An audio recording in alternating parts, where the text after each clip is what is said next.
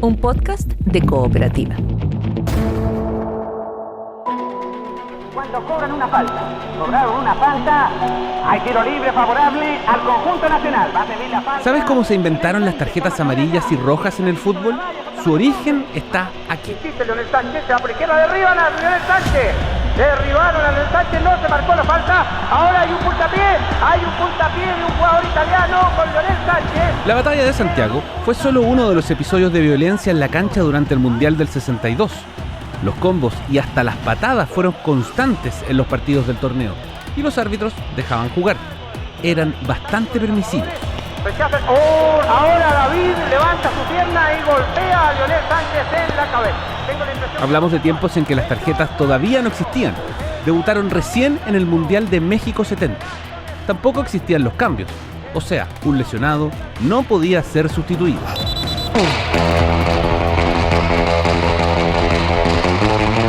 En primera ronda, Alemania e Italia terminaron empatados 0-0 en goles, 4-4 en jugadores lesionados. En Viña del Mar, Checoslovaquia venció 1-0 a España en un partido donde su portero estuvo inconsciente por 5 minutos tras una patada en la cabeza. En la segunda fecha, el gran damnificado fue Pelé. Ya había sufrido las patadas de México, pero una lesión ante Checoslovaquia lo sacó definitivamente del Mundial. Probablemente lo más grave ocurrió en Arica, entre Unión Soviética y Yugoslavia, dos países que mantenían tensas relaciones diplomáticas.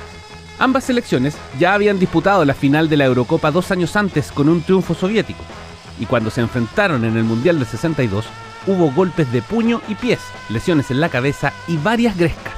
Lo peor ocurrió hacia el final del primer tiempo. El yugoslavo Muhamed Mujic se lanzó con todo contra el soviético Eduard Dubinsky. El resultado: fractura de tibia y peroné por una acción que el árbitro ni siquiera vio.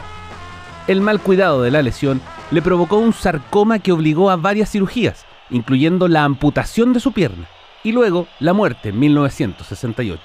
Dubinsky tenía apenas 34 años. Más de medio centenar de jugadores quedaron fuera de competencia por lesiones y agresiones en los primeros días del Mundial. La FIFA citó a reunión urgente para discutir la brutalidad con que se jugaban los partidos, apuntando al rol de los árbitros.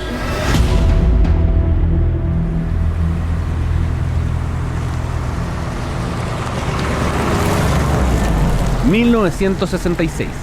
La escena ocurre en Londres. Un automóvil avanza por la calle Kensington. El conductor se llama Kenneth George Aston. Aston forma parte de la comisión de árbitros de la FIFA. Él mismo fue quien dirigió ese partido entre Chile e Italia en 1962, que hasta hoy se conoce como la Batalla de Santiago. 4 años más tarde, para él es una obsesión. No deja de pensar en fórmulas para poner freno a la violencia en las canchas. En su recorrido por la calle Kensington, se detiene en un cruce. Alza la vista y se queda pensando en los colores del semáforo. De pronto, su rostro se ilumina. La inspiración había llegado. Así nació la tarjeta amarilla como advertencia y la roja como expulsión.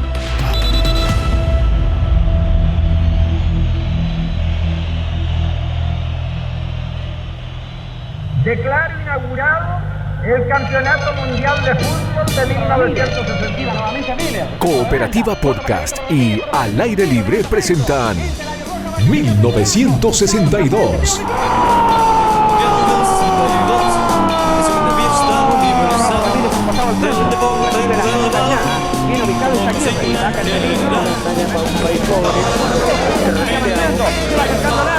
Recupero, va a rematar. Inspira por este tiro. 1962, cuando el mundo llegó a Chile. Colabora Centro de Estudios del Deporte.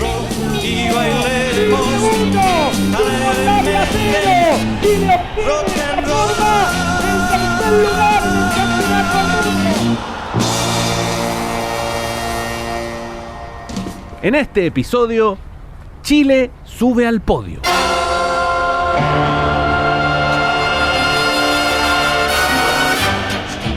Cuatro equipos seguían en competencia. Eran las semifinales de Chile 62. 13 de junio, 2 partidos simultáneos. Checoslovaquia enfrentaba a Yugoslavia y Chile se medía con los campeones del mundo, Brasil. Ese partido se iba a jugar en Sausalito. Brasil había convertido a Viña del Mar en su fortaleza. Allí ganaron su grupo, vencieron a Inglaterra en cuartos e incluso adoptaron a un perrito como su amuleto de buena suerte.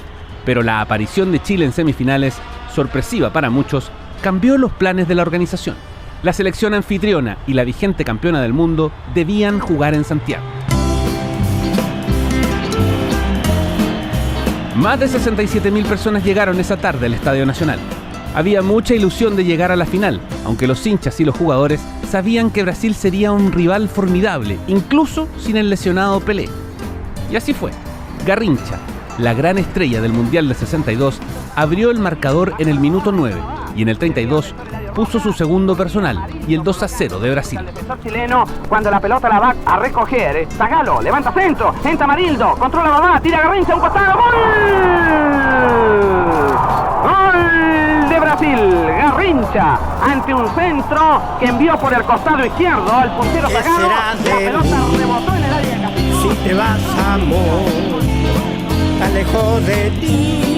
Antes de terminar el primer tiempo, Chile se acercó en el marcador gracias a Jorge Toro. Va a ejecutarse tiro libre favorable al cuadro nacional.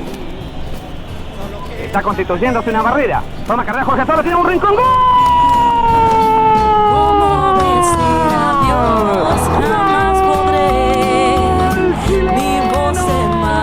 Pero en el segundo tiempo, la verde amarela repitió la dosis. 2 tantos de Babá y otro descuento chileno. Leonel Sánchez de penal sellaron el triunfo por 4-2 para Brasil.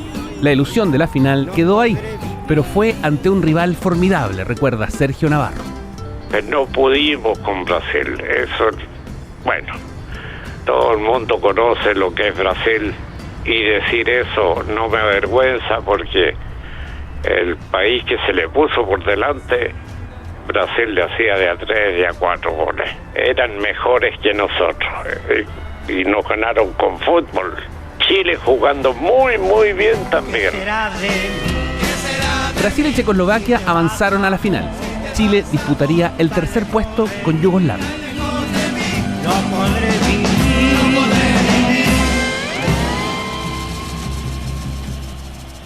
Salvo la derrota contra la Unión Soviética en primera ronda, Yugoslavia había mostrado buen juego, era un equipo ofensivo, venían como subcampeones de Europa. En la roja preocupaba el estado físico. El Mundial había sido exigente y algunos jugadores ya no estaban a disposición de Fernando Riera. Tocaba sacar de lo otro, bravura, choreza, pachorra, para enfrentar el último partido del campeonato. El partido parecía condenado al tiempo suplementario. Ya habían pasado del minuto 90 y el marcador seguía 0-0. Las 67.000 personas presentes en el Nacional transmitían ánimo y fuerza a los extenuados jugadores chilenos. Las instrucciones de Riera eran permanentes. Todavía quedaba tiempo. Y la pelota encontró a Eladio Rojas.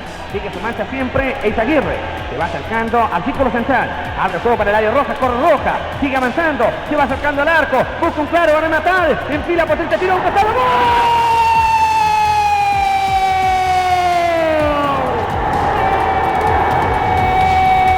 ¡Chileno!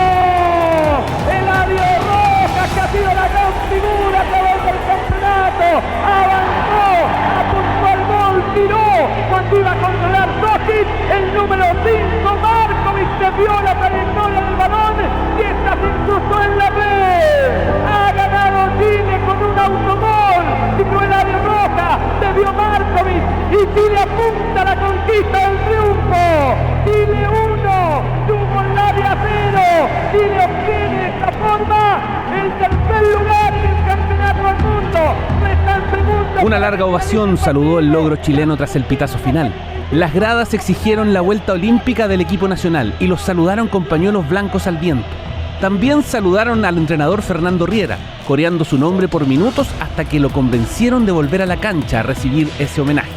Ese 16 de junio de 1962, Chile alcanzó el tercer lugar en el Campeonato Mundial de Fútbol, la mejor ubicación que nuestro país ha alcanzado en mundiales.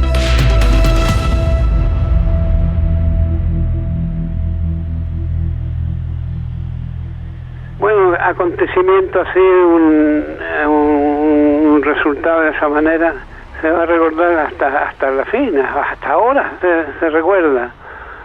porque, te digo, era un acontecimiento extraordinario. Y especialmente nosotros los van a recordar, porque un resultado de esa magnitud se recuerdan siempre se recuerdan. Y la gente supo apreciar eso. Las calles después del último partido era como que el país se había lanzado a la calle a buscarnos, a felicitarnos, porque se dieron cuenta de que lo que habíamos hecho era grande, era algo que nunca se ha vuelto a repetir, nunca. Y bueno, nosotros mismos, yo creo que hasta el día de hoy no nos convencemos de lo que hicimos, porque el equipo...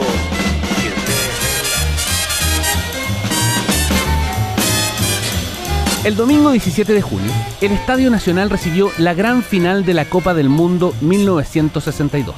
Checoslovaquia sorprendió a gran parte del público, abriendo el marcador en el minuto 15. Pero Amarildo, quien reemplazó a Pelé, puso orden 2 minutos después, marcando el empate a 1. Sito y Babá anotaron para Brasil en el segundo tiempo, cerrando el 3-1 con que se consagraron bicampeones del mundo.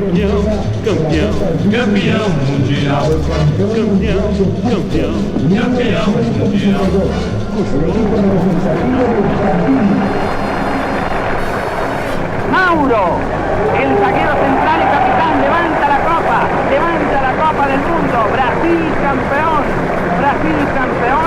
y todo el público aplaude frenético al capitán que alza como un guerrero triunfante la copa. Garrincha fue escogido como el mejor jugador del torneo y se llevó a casa a Vi, el perrito que los brasileños habían adoptado en Viña del Mar.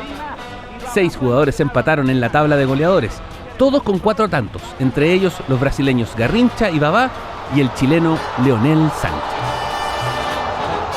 Con 89 goles anotados, el Mundial del 62 tuvo un promedio de 2,78 goles por partido. Fue la primera vez que ese promedio bajaba de 3, marca que hasta ahora no ha vuelto a ser superada.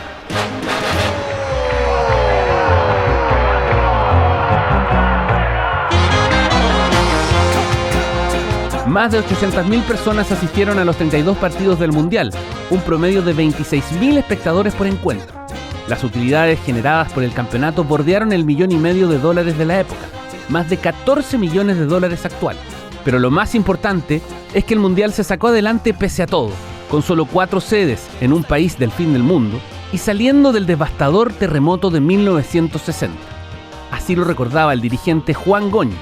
El Mundial del 62 marcaría el fin de una época, según el periodista Daniel Matamala. Fue una hazaña para un país pobre, terremoteado, para un país que tenía 2 presidentes que no habían ido nunca al fútbol, Carlos Ibáñez y Jorge Alessandri, y que nos dieron el respaldo del gobierno, el Parlamento que nos dio una ley especial, etcétera. Es decir, todo Chile se puso en campaña para desarrollar lo que realmente ha sido un ejemplo. Obviamente, si no hubiera ocurrido el terremoto, se podría haber jugado un torneo en más sedes, con más estadios, con un financiamiento mucho mayor y con mayor infraestructura. Pero bueno, dadas las circunstancias y dado lo que ocurrió, las condiciones en que estaba el país después del terremoto, la verdad es que es un mérito enorme haberlo sacado adelante y haber podido llevar adelante este mundial. Que Sir Stanley Rose, que era el presidente de la FIFA en esa época, dijo muy diplomáticamente que había sido el último mundial amateur. Claro, mostrando que de alguna manera las condiciones de infraestructura y de organización no eran las mismas que hubiera habido en Europa, pero que se había logrado sacarlo adelante pese a todo, básicamente a punta del entusiasmo y la dedicación de algunos dirigentes.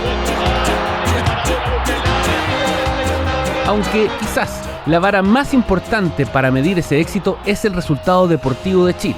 Ser la tercera mejor selección del mundo, jugando de igual a igual con potencias del fútbol. Con un importantísimo trabajo de equipo, del plantel de jugadores y el cuerpo técnico, que lograron algo impensado cuando comenzó el sueño de tener un mundial en Chile.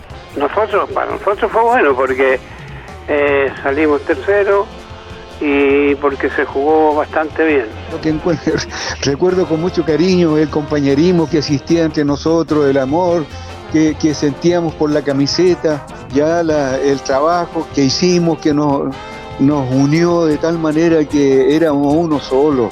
Fue increíble y hasta el día de hoy con los que estamos todavía sigue cada vez más ese cariño, ese amor por el compañero, ¿ya? Yo no he vuelto a ver eso. No saben ustedes lo que significa para nosotros, los que jugamos, haber recibido este compromiso de que un país nos diera esa responsabilidad de representarlos en un mundial y haber respondido. Eso es lo que más nos enorgullece a nosotros. El país nos pidió algo, represéntenos, y le cumplimos. No es fácil. Ya han pasado 60 años de esta gesta.